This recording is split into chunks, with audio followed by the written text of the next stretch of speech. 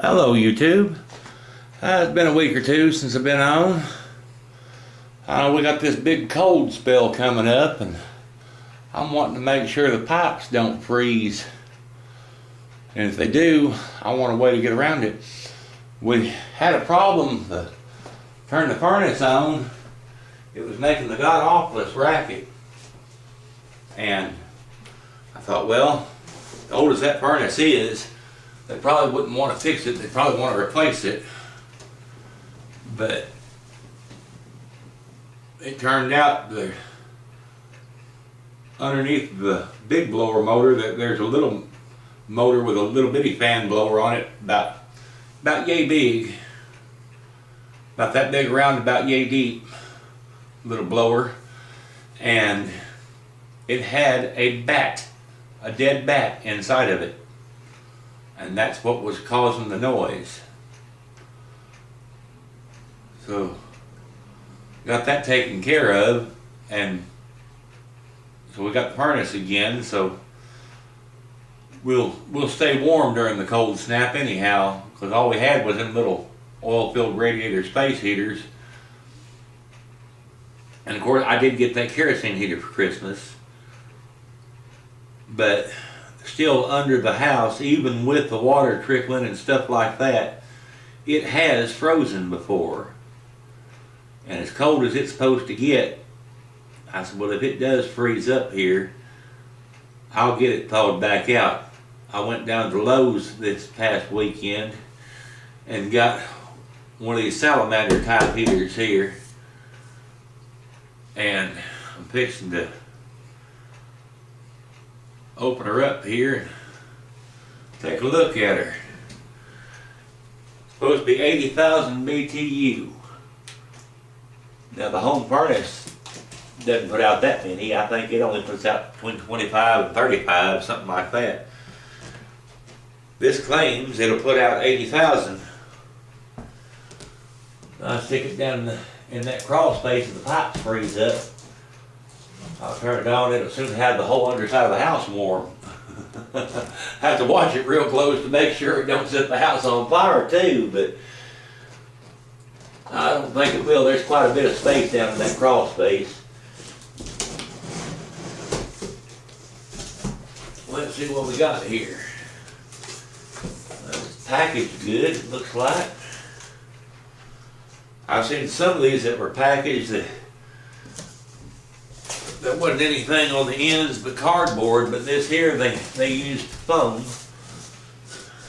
But much like the other ones, there's no packing on the sides, but it doesn't seem to have hurt it any because there's enough of this styrofoam in here, it looks like, that there wasn't anything going to buck in the sides. Let's see. Looks like we got a handle here and maybe a couple of other little handle type things on it. Maybe they're feet or something. I don't know.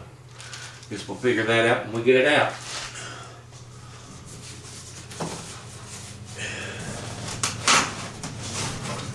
Me trying to get this thing out of here.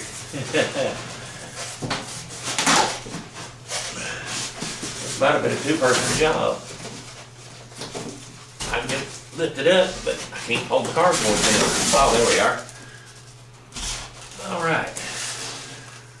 Now let's pull this foam off the end of it here. If I can.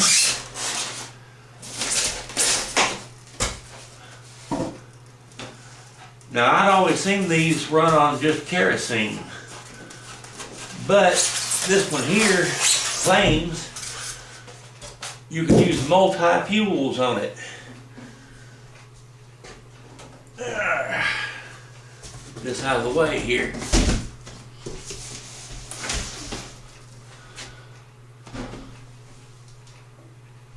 All right.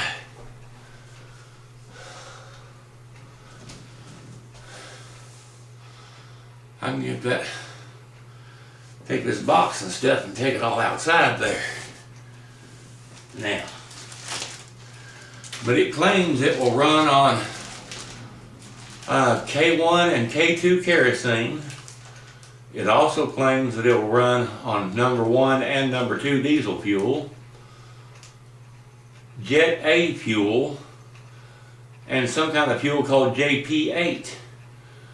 And I have no idea what that is and have never seen it, so I'm not too worried about ever finding it. I was concerned. I wanted to find one that I could run on something besides kerosene, because kerosene is kind of expensive. Around here it's about $5 a gallon. Now, I know a lot of folks will say, well, that's not very expensive because they have it at Walmart and Lowe's and places like that. And they want $10 a gallon for it. Well, yeah, that is, well, if you got enough money to pay for that, pay that $10 a gallon for it, be my guest. I get it at the gas pump around here. And they sell it around here at gas pumps. Well, basically because there's a lot of Amish around here. So there's quite a bit of a call for it, for cook stoves and stuff. But $5 a gallon is still a lot more expensive than diesel, which right now stands at $2.83 a gallon because I bought 5 gallons of it here. Well, I bought 4 gallons of it. I'm going to mix the diesel with the kerosene, which is perfectly fine. They'll mix together good. And I'm going to mix it about 80% diesel and 20% kerosene. So I bought 4 gallons of kerosene. I'm going to put I bought 4 gallons of diesel, and I'm going to put a gallon of kerosene into that, and then put it in the tank here. And the kerosene will help keep the diesel fuel from gelling, as they call it. And it looks like they gave me an extra little glass fuse for it. I guess it's got a fuse in it. That's nice. Won't burn up anyway. I'll have to put that fuse somewhere where I don't forget where it is. Now saying, I know here's this handle, but I don't know what these two here are for.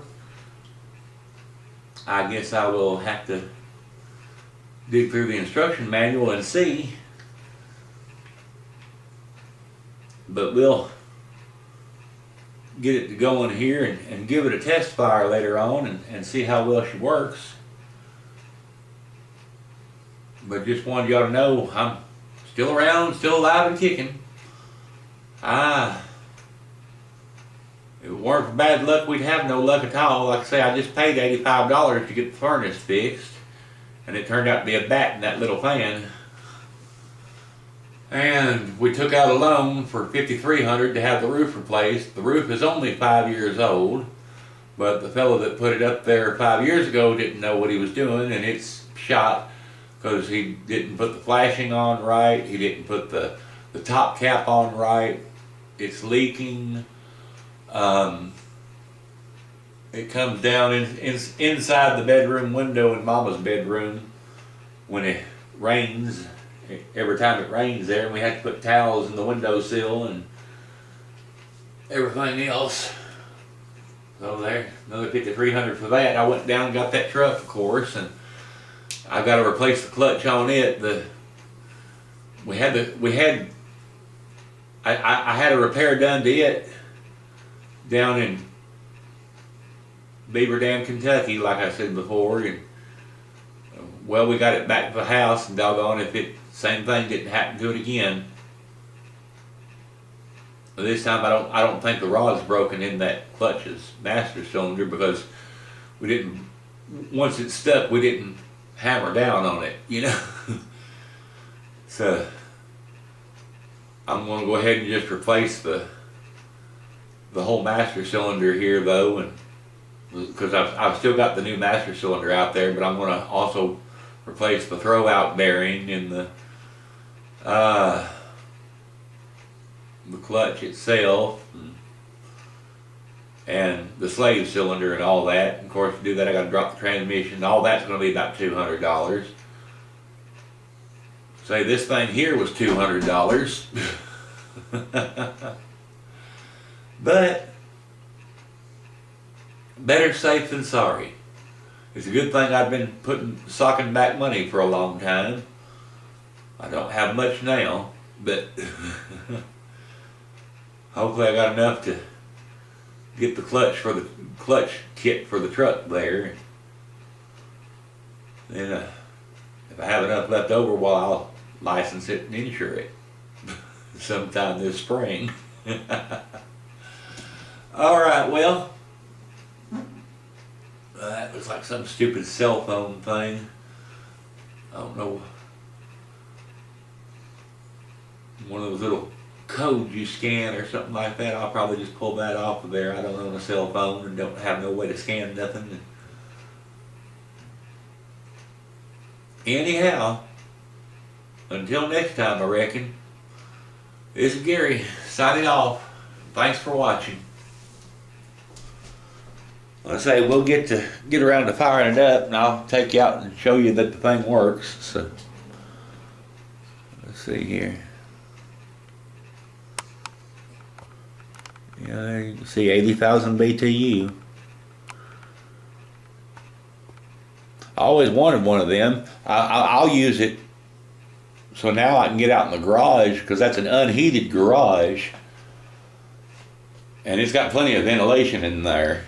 Since that door doesn't close all the way. When it's closed all the way, it's kind of open up at the top because that last panel doesn't come all the way down. But I'll be able to work out in the garage now in the dead middle of winter and be warm. All right. Bye.